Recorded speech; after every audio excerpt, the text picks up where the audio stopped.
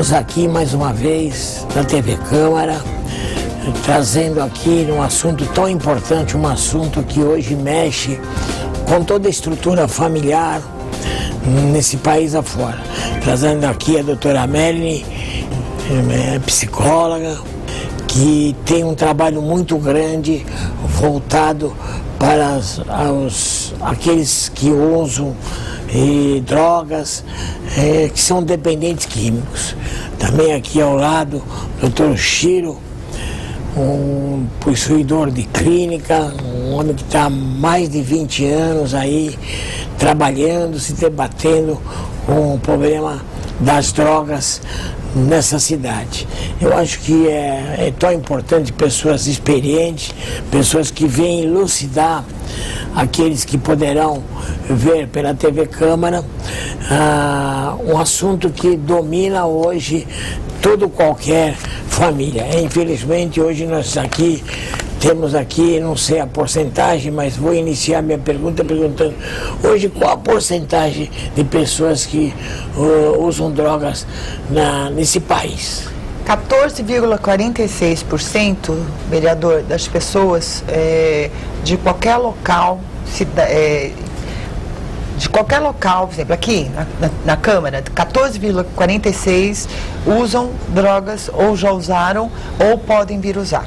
Eu quero agradecer o convite do senhor, que é uma pessoa que está preocupada e é preocupado com o tema dependência química, prevenção, e como eu gostaria que o senhor, através desse gesto de ter convidado para participar do programa, que outras pessoas também se mobilizem, assim como o senhor. Muito obrigada. Nós é que agradecemos a presença de você aqui, e com certeza no transcorrer do programa nós vamos poder elucidar aí os telespectadores da TV Câmara. Doutor Chiro. Bom, Toninho, eu agradeço de coração, que eu também sou da Zona Leste e eu sei da atuação do senhor, a preocupação do senhor em relação a essa droga que está fulminando. Em média universal, segundo pesquisa da Organização Mundial de Saúde, varia entre 12% a 15% de acordo com a etnia, de acordo com a raça, de acordo com o poder monetário. A variação é de 12% a 15% devido a fatores psicológicos, biológicos e sociais. Essa é a variação mundial. 12% a 15% com comprometimento, inclusive de 12 a 16 pessoas, chamado codependentes. Então, é um tsunami, é um desastre social. Agora, para que nós possamos elucidar, o que é o codependente? Codependente, vamos dizer, um companheiro dependente. Ele assume o problema do dependente químico. Ele vive o dependente químico. Então ele fica mais doente que o próprio dependente químico. É um companheiro dependente químico que facilita, que provoca e que são vítimas. A família é um codependente. Codependente é pior do que a ação dependente, porque os dependentes estão anestesiados e hipnotizados. Agora, também existe, eu sou fundadora do CODA, que é um grupo de autoajuda. Sou uma das fundadoras do CODA, que é um grupo de autoajuda. Existe codependentes que não têm nenhuma relação com a questão drogas. Por exemplo, pode ser dependente de trabalho, dependente de jogo de futebol, dependente de computador, uma pessoa que tem a dependência de chocolate, dependente de vários sintomas. Você, o codependente, não necessariamente precisa ter um vínculo. É que para se tornar mais fácil a denominação para o familiar do dependente químico, colocaram codependente. Só que nós fundamos o Codependentes Anônimos, que é um grupo que ajuda muitas pessoas que não têm a relação com o dependente químico.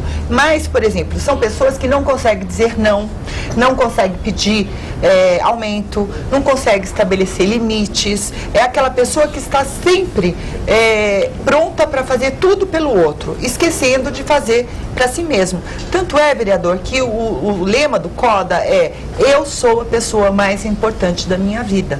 Se cada um de nós pensássemos, eu sou a pessoa mais importante da minha vida, você se preocupa consigo, sem esquecer do próximo. É uma entidade, uma ONG? Não, é grupo de autoajuda, eles não têm vínculo com nenhum partido, com nenhuma entidade. Existe a 7ª tradição, que é feita entre os membros, onde passa uma sacola e a gente faz uma doação. E a codependência é diferente da dependência química, porque a codependência, a partir do momento que você entra em recuperação, você se mantém em recuperação, apesar de ter as recaídas e tal, mas assim, você não precisa de uma internação. Poucos codependentes precisam de internação, muito poucos, mas o índice de mortalidade do codependente é maior do que do dependente químico. Maior, justamente por causa disso, porque o dependente químico, ele se anestesia com a droga. O codependente, que geralmente a cada um dependente, 5 familiares estão com problema. Então, o infarto, o derrame, que o médico coloca lá, morte, causa mortes, infarto, é a codependência, não é da travestia. O Codependente foi fundado em 1942. Nos Estados Unidos. Bill e Bob. Foi fundado quando fundou-se o Alcoólicos Anônimos em 1935 em Arkansas. Era um médico na qual ele perdeu tudo com álcool. E teve um companheiro também, Bill e Bob. Esses dois fundaram. Um era um bilionário da Quinta Avenida, jogava na Bolsa de Valores e perdeu tudo também através do álcool. Eles saíram juntando, fundaram o embasamento de toda a estrutura de Alcoólicos Anônimos e todas as dependências químicas e todas as ciências foram baseadas nele, teoricamente. Depois veio a comprovação científicas, na qual esses dois já tinham dito que iria acontecer isso, que era uma doença. Então a comunidade científica tem esse embate. Quem é que vai tratar melhor? É o psicólogo, é o psiquiatra? Ou os grupos de autoajuda? Autoajuda são esses Al-Anons. A esposa do Bill montou o Al-Anon. Aí percebeu que era necessário os familiares também, porque eles estavam evoluindo, parando de beber, evoluindo psiquicamente, socialmente, financeiramente, mas a família estavam doentes. Então iniciou-se a codependência há muitos anos atrás, 70 anos atrás. Agora, quando o senhor fala em psiquiatra, psicólogo e tal, mas não é um problema de saúde? Mas é um comprometimento de saúde, inclusive pública. Porque sim, é comprometimento... É que eu não quis avançar sobre a saúde pública. Tá. Então, é uma doença... Mas nós vamos avançar. Progressiva, fatal, na qual tem todos os comprometimentos biológico, psicológico, sociais e, que a medicina não diz, espiritual. Incurável. É a doença incurável com evolução progressiva. Com todo o avanço hoje que nós temos, com toda a tecnologia, a medicina ainda não chegou a um tratamento, assim, uma prevenção maior. A prevenção pode ser feita. Tem, mas não existe nenhuma vacina. A vacina não, isso não. Existe a prevenção da conscientização. Tratamento de conscientização, fazendo uma boa prevenção em todas as áreas sociais.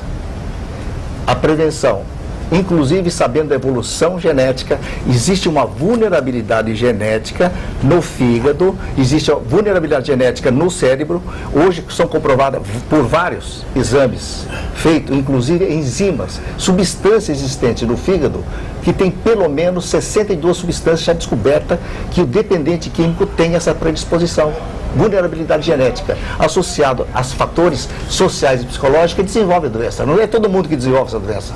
Existe o uso abusivo e o dependente químico. São duas diferenças que se confundem. Que é diferente com o crack. O crack não. O crack já não entra nesse grupo. A pessoa fez uso do crack, ele já se torna dependente do crack.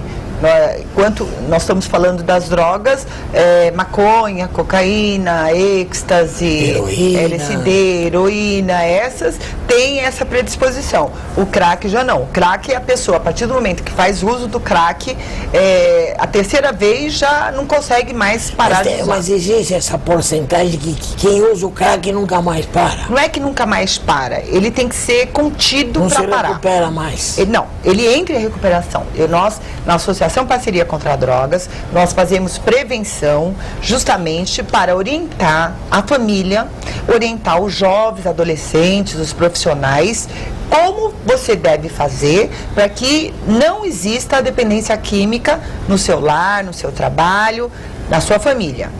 Nós fazemos esse trabalho junto às mídias, todas as mídias, televisão, rádio, jornal, cinema. Agora, com o crack, vereador, não, o crack, a pessoa abandona tudo. Ontem mesmo eu fiquei sabendo de um caso de uma mãe que vendeu a criança, bebê, por R$2.000 para comprar pedra. Então, a pedra vai ser mais importante que tudo. Então, é importante que se faça a internação compulsória. Essa internação compulsória é permitida por lei, basta avisar o Ministério Público, o juiz decreta que essa pessoa está internada naquela clínica para tratamento. E normalmente o tratamento para o crack é no mínimo 9 meses internado. E depois a pessoa continua em tratamento nos grupos de autoajuda, mas precisa internar. Não pode deixar sem internar. Apesar que eu conheço alguns casos de pessoas que usavam crack e pararam no grupo, no NA, Narcóticos Anônimos, que é só por hoje eu não vou usar. E funcionou. Agora, vocês me falaram um número muito grande de porcentagem do uso da droga. Agora, e essa porcentagem de recuperação? Qual a possibilidade, em termos percentual, que recupera? Bom, existem vários levantamentos. Em cada cidade, em cada país, tem seu sucesso. Mas tem diretrizes mundiais na qual obedecemos um esquema de tratamento. A dependência química, o que é? A dependência química de drogas psicoativas. Psicoativas são drogas que têm uma atração pelo cérebro. As drogas psicotrópicas são drogas que levam à dependência química. Uma só ativa, drogas psicoativas só ativam seu cérebro. As psicotrópicas levam você à dependência química por vulnerabilidade genética. Você nasceu com uma predisposição hereditária. Agora, eu gostaria que o senhor explicasse o que as diferenças que tem. Uma só ativa, você vai só estimular e não vai viciar. Fisicamente. Qual delas são? São antidepressivos. Existe benzodiazepínicos, em contrário, antidepressivos. Calmante. Esse antidepressivo benzodiazepínico, ele leva à dependência química. Um é psicoativa, outra é psicotrópica. A benzodiazepínico, o diazepam, todos os anos da vida que no Brasil é vendido aleatoriamente, esses PAN da vida, clonazepam, diazepam, lexotan, todo mundo conhece. Essa substância leva à dependência química. Ela é uma droga psicotrópica. Ela ativa, além de ativar o seu sistema nervoso central, ele leva à depressão central e uma dependência química. Para o senhor entender, eu vou tentar rapidamente explicar o que é essa doença física, mental. Chiro, só para fazer uma observação, lógico que eu quero entender, e é um prazer estar com vocês aqui tomando conhecimento, mas eu quero que quem precisa conhecer é os telespectadores aqui da TV A Câmara. maconha, a cocaína, o Isso que é importante. Bom, isso aqui, essa doença, vamos imaginar a hereditariedade. Eu nasci com essa vela, um erro genético no meu cérebro e no meu fígado. São dois órgãos principais de choque, da qual tem feito centralizada a pesquisa. No cérebro e no fígado, nascemos com uma vela dessa. Quem não nasceu com essa vela, não vai desenvolver dependência química. Ele vai ser um usuário abusivo. E essa vela é em decorrência de algum caso de alcoolismo que tenha na família. Porque é uma doença multigeracional. Então, essa maconha, todas essas, eu estou contrariando, desculpe contrariar a senhora, mas pelo estudo do crack é uma cocaína potencializada. Ela tem ação mais potente porque tem ação rápida e local de administração. A origem do crack é a cocaína. A pasta. É só colocar bicarbonato ali, não é explicando para os outros não, é só colocar bicarbonato e meter fogo ali e tornou-se crack. É a cocaína, essa vela, a parte mais ruim da cocaína. O uso dependente químico tem um limite.